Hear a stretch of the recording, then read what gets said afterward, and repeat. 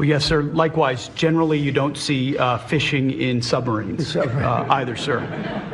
So the U.S. military, as I mentioned, nobody better in the world at mapping networks, identifying who's connected to who, inside terrorist organizations. It's just the media is used to hearing that when it pertains to Afghanistan and Iraq and ISIS and Al-Qaeda. But if you reframe how you understand the world in our own hemisphere, that's exactly what these foreign terrorist organizations are. And so we will track them, we will map them, we will network them, and we will hunt them and kill them because they're trying to and they are killing and poisoning the American people. And inside that, we have all the license necessary, all the authorities necessary to take these kinetic strikes, and we'll continue to take them. And we've been, just to add, because I think it's important, we've been capturing them for years. It's not like, gee, let's capture one. We've been doing that for years, for 25 years we've been doing it, not at a level like we're doing it now, I mean, just with the hits we're hitting, but we have much more intensity than any administration's ever had. But we've been capturing these boats for years, and they get back into the system, and they do it again and again and again, and they don't fear that. They have no fear. The thing I can tell you right now, it's very hard to find any floating vessel right now on the Pacific or in the Gulf, and I would like to call it by its official name, the Gulf of America, another little triumph of the Trump administration. I said for years, I said, why do we call it the Gulf of Mexico?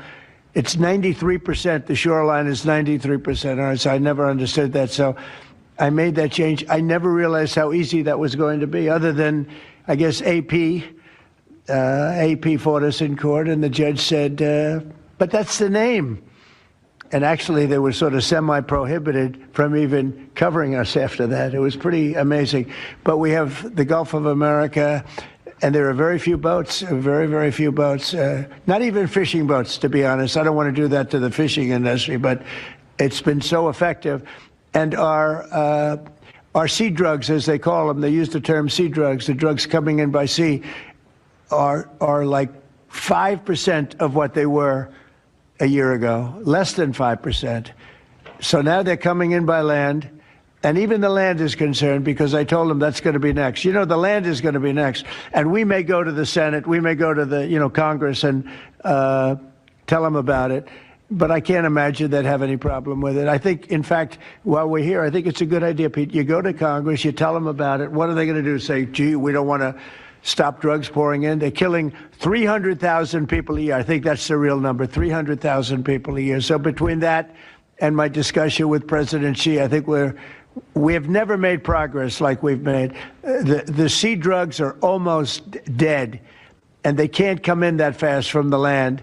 And the land drugs are much more dangerous for them. It's going to be much more dangerous. You'll be seeing that soon. So that's the way it is.